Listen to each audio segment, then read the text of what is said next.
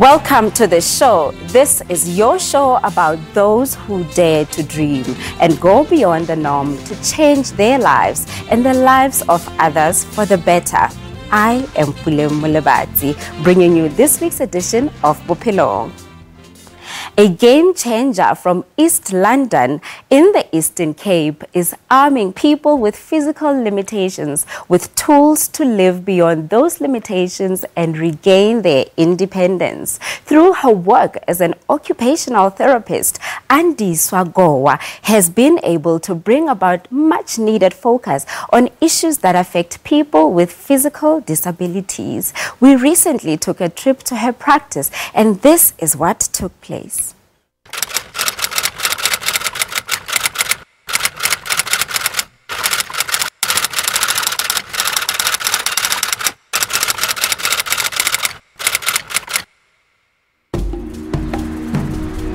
Meet Andi Swagowa, a daughter, a wife, a mother, a sister, and an occupational therapist helping people to live and not just exist.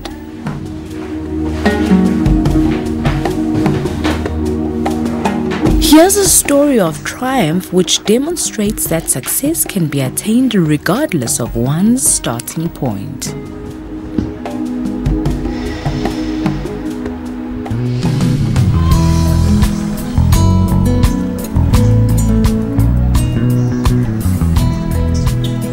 And this is exactly where Andi Swagowa started.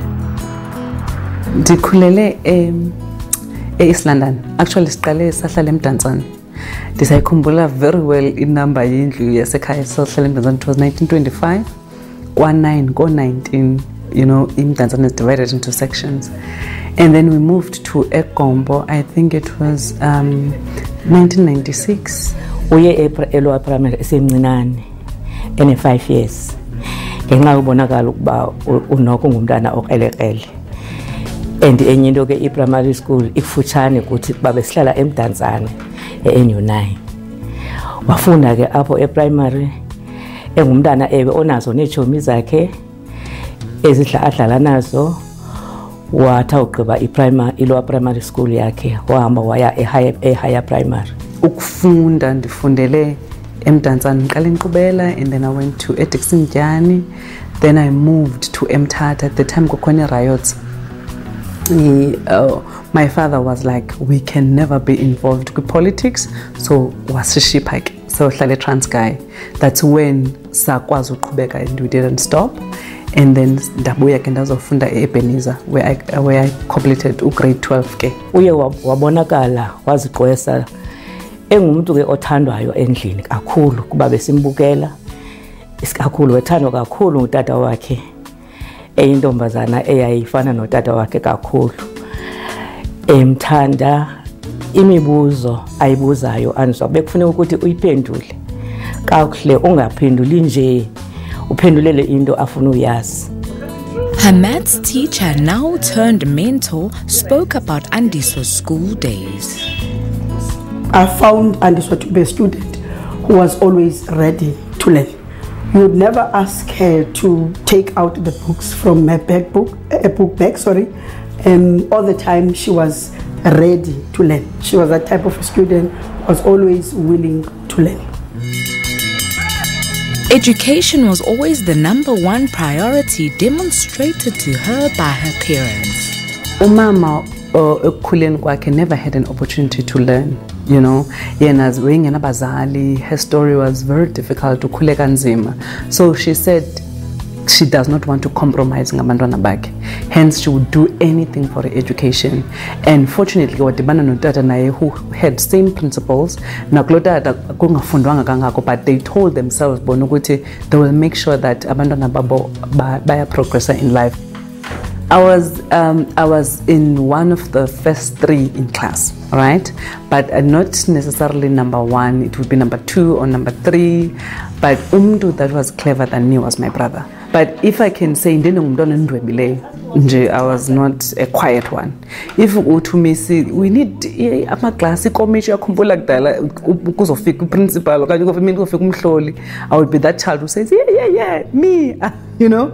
Yeah, so, but I was always active and very serious about school. Andiswa was not the type of a learner who waited for you as an educator to say, wait, this is time for you to ask questions. You see, she asked questions in the process of my teaching. And, you know, she created a space for me to engage with other learners. And, you know, she was always ready to elaborate and explain her thinking, which is foundational to, you know, meaningful teaching and learning of mathematics. I was a physics and science maths student. In maths, I loved it. So I also had chosen to partake in various programs like in tech program, East London, a business program, a business development program for Abantwana base Ebenezer. So I was involved in such things. And even Nangogo grade 12 for Ebenezer, I was one of the 4 students as a Fumano exemption at that year, which is, it was an achievement. Brought up under a stable family, she used every opportunity given to her to even further her studies after matric. She pursued a career in occupational therapy. I studied AUDW, the OT, and I must say that within the OT profession, you know, it normally takes 4 years, but I had a SAP last year, so it took me a year later. That is critical for me because abantwana abaninzi bathi xa bene hiccups, they drop out, and it does not mean that when you fail you should drop out, you know. So it was not a complete failure, but I had to, you know, uba ndibuye. Uzondothusa e-high school xa iyayimini athi yimini ye-career classes, wabuya esixelele okokuba uzawuthatha i-occupational therapist. So usaqonda uba notata, yintoni liza nalo mntana, zange sive, zange abe bomini, because thina sazi ngexesha lethu bekufundwa ibingunesi, ngutishara, ilipolisa, asiyazi enye into. Weza nale nansika nale ecareer lo mntana esithi ukhethe yona, asayazi uba uzakwenza ntoni ngayo. And fast forward to many years later, she's now one of the most respected OTs in the Eastern Cape and KZN, where she runs Andiswa Goa practice. I always felt that I wanted to be closer to people with disabilities. I wanted to understand them more. And for me, I'm the believer in the empathy versus the sympathy, because I want to see everybody being equal and being able to excel. An industrial psychologist assessed me. And so when you can either be a social worker because of the personality and my compassionate kind of for people with disabilities. So she said you can either be a social worker, a psychologist, or an occupational therapist. And I said, I know these two. I want the one in Gayazi.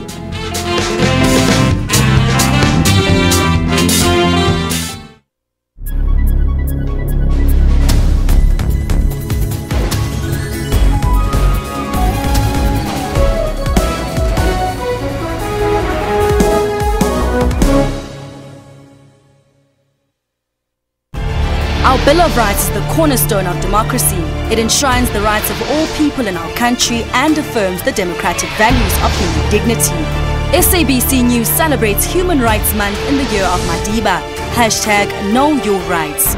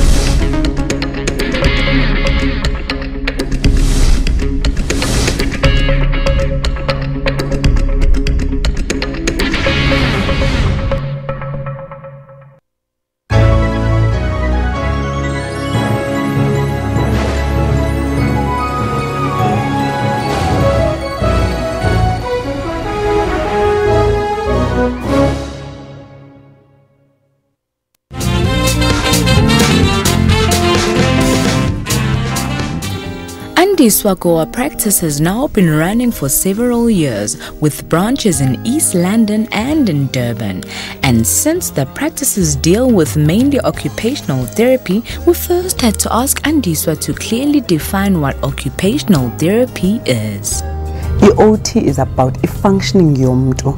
Generally, that is, we look at someone holistically, including functioning psychology, functioning physical.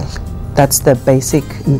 Then what is key in that is that someone the functioning and whether this person can be able to go back to their occupation. Then the physio is different in the sense that one looks at the impairment and the physical problems. So let's say we take someone on a stroke who comes into hospital. The physiotherapist will do the physical rehabilitation in terms of passive mobilization, stretching and so forth. But the OT okay, fine, the physio has done that, but let me make sure that you can dress yourself, you can eat independently, you can function independently so that you can go back to society with normal functioning. When you assess someone with range of movement, both physio and OT, they do that assessment because both of us want to know good. When I'm teaching you something as an OT, I want to know good. Can you be able to take the spoon to the mouth? So I won't be able to start there if I don't know a range of movement. Andiswa started from nothing, but she has now managed to equip her practices with the necessary tools. The office I could not even fit a wheelchair. I didn't even have assessment tools or treatment tools. So I told myself, I'm going to work towards equipping the practice. So I was lucky enough, but because I was one of the first black OTs to get into the market at that time, and most doctors welcomed me. And then also I got introduced to a medical legal world where attorneys started to use me, and they taught me, they gave me other OTs reports. Because you are black, sometimes you don't have access to other people's reports, and I don't even remember that I had an email at that point. So they used to photocopy various reports, and then they would say, read this and so, and then try and attempt to do the medical legal work. And this is what the practice is all about. That's good. What we do in this practice is that we run mostly 90% of the medical legal work, and we deal with personal injury claims. And we also do medical boarding assessments for the insurance companies and risk managers as well. And then we assist in some, like at a very minimal extent, the vocational rehabilitation for people who have been injured at work and who needs to go back to work.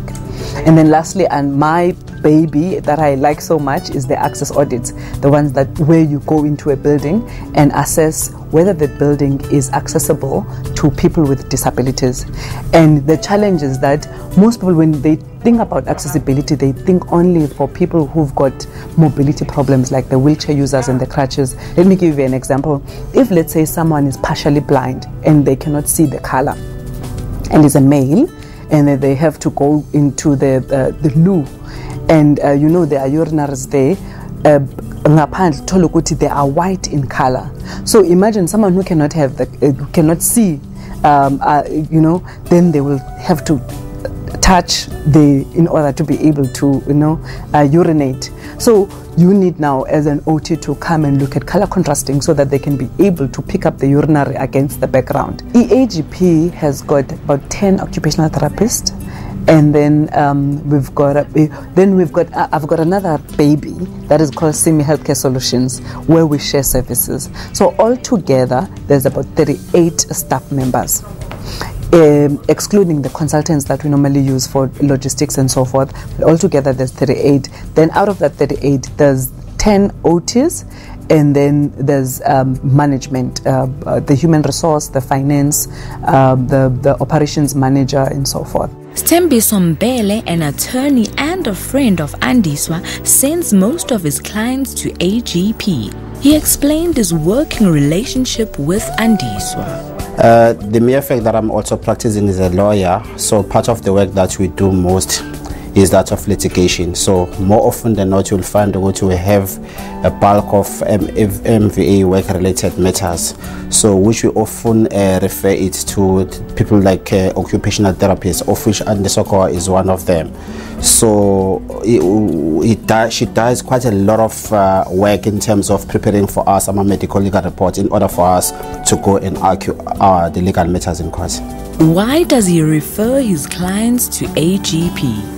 If you look at the quality of the work that she does and the manner in which, even if client comes into their offices, from the onset, the reception that you get gives you that impression that the service that you are going to get here is the one that you really aspire to get.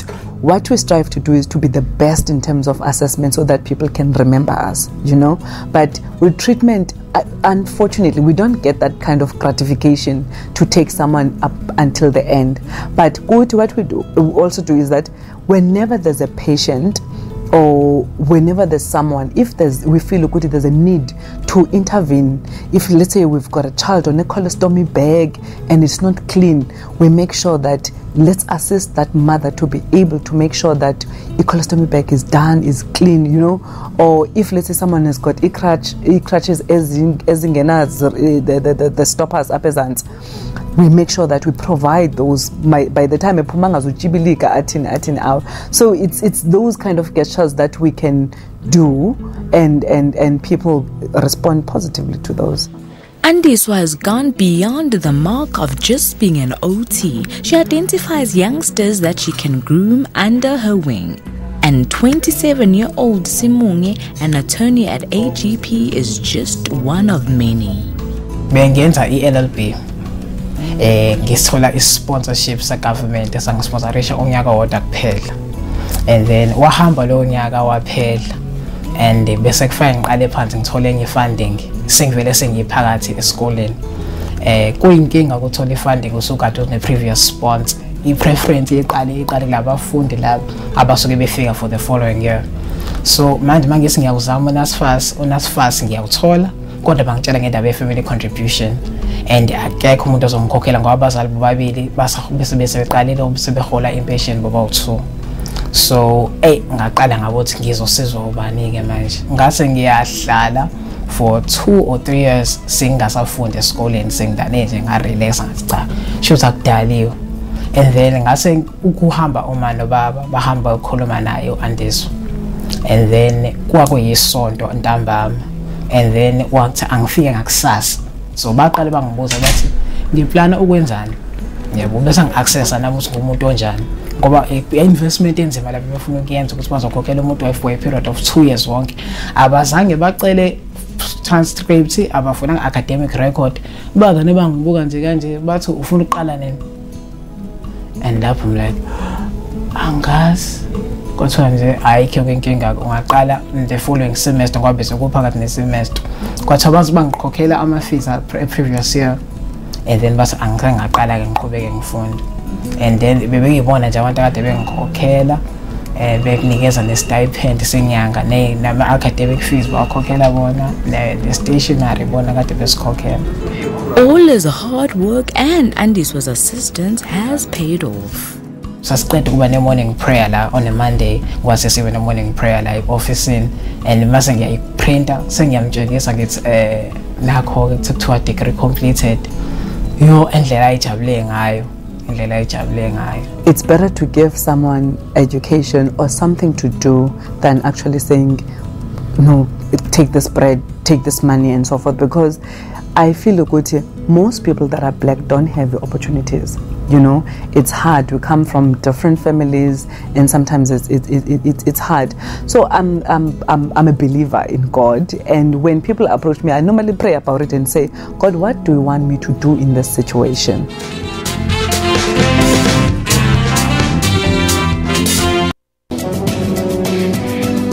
Welcome to Media Monitor, the show that analyzes the big news stories that made headlines.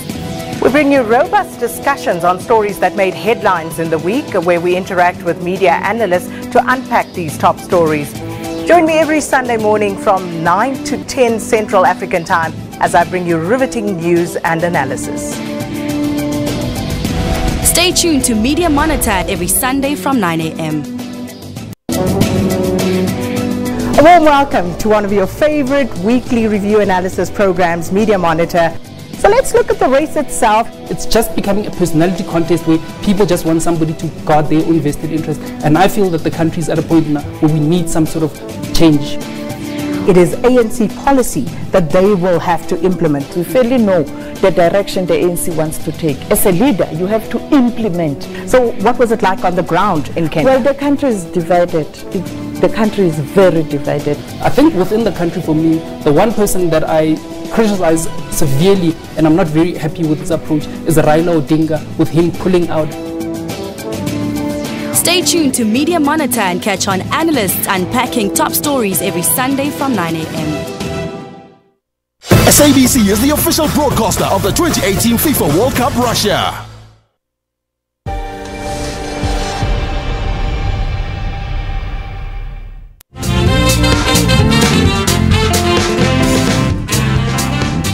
Beyond the comfortable and air-conditioned offices, Andiswa regularly does an outreach in communities where she also does basic assessments with patients. This time around, she went to Wanyuswa just outside Durban to surprise an old woman with a new wheelchair. Her first wheelchair was also bought by Andiswa after her leg was amputated because of diabetes.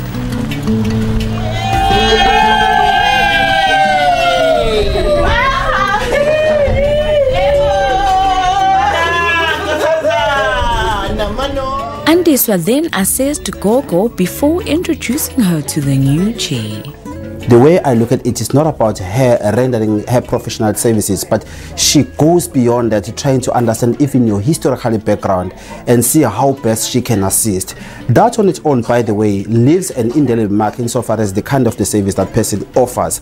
And even ourselves as lawyers, we feel good. In fact, it's like we are indebted to her, because you know, the sooner you refer a person to her company, you are definitely sure that the service that she's going to get is one of the best. Simple as that. Ndiyamvuyela ngoku kuba nami ngoku ndichilekile kwizinto azenzayo ebendingazazi.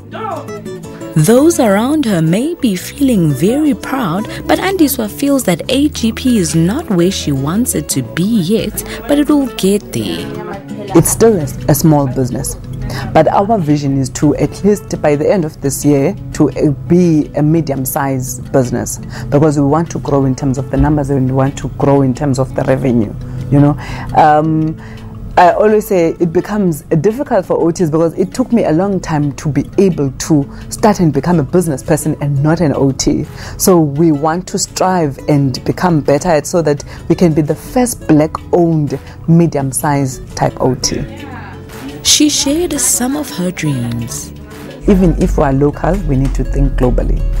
That's our mantra, actually. And then we want to get into the SADC area and we want to get international. Because I believe that as South Africans, we look at South Africa alone. You know, if I grew up in East London, I don't want to move away from East London. And if I manage to move away from East London and go to bigger cities like Joburg, Durban, I want to remain there. But my issue is that the world is our oyster. Ndinqwenela uba abantwana bafunde kuba ngoku namhlanje bazawubona uba hey nanku usisi wethu waseGombo uyabona kusithiwa wenze into ezinjena ezinhle.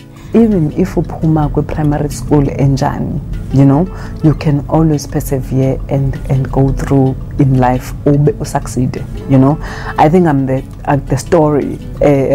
My life testifies to that, because if you look at where I came from in Tanzania to where I am now, it's a vast difference. And I think we must know that there's a potential in there. And at the end of the day, this is where she draws all her strength from. And if I was not the child of God. Mama Mkize and Baba Mkize, Hammersdale, Emmanuel Zion Christian Center, they are my spiritual parents, and I've got sisters and the brothers, that close-knit family that is extended, and then my core family now, because my husband, I don't even know what to say, and my children. you know. So it's not just one thing. It's God first, and then the community of people that I live with, and my parents, my mother. Just a young woman born and bred in the streets of Gompo with goals so strong, who focused her heart and mind to her vision. A quote by Ginny Stoffel says, occupational therapists ask what matters to you and not what's the matter with you. And Andiswa, that's exactly what you've done. And for that, Bophelong salutes you. Once again, we are reminded by Andiswa's story that true success is when you're able to uplift others and take them to greater heights with you. We would like to thank Andiswa for sharing her story with us, and you at home for watching. Remember, you can also get in touch with us and share your story. Who knows, you might as well be at your doorstep. Our contact details are at the bottom of your screen. That's it for today, and that's goodbye from us here on this show.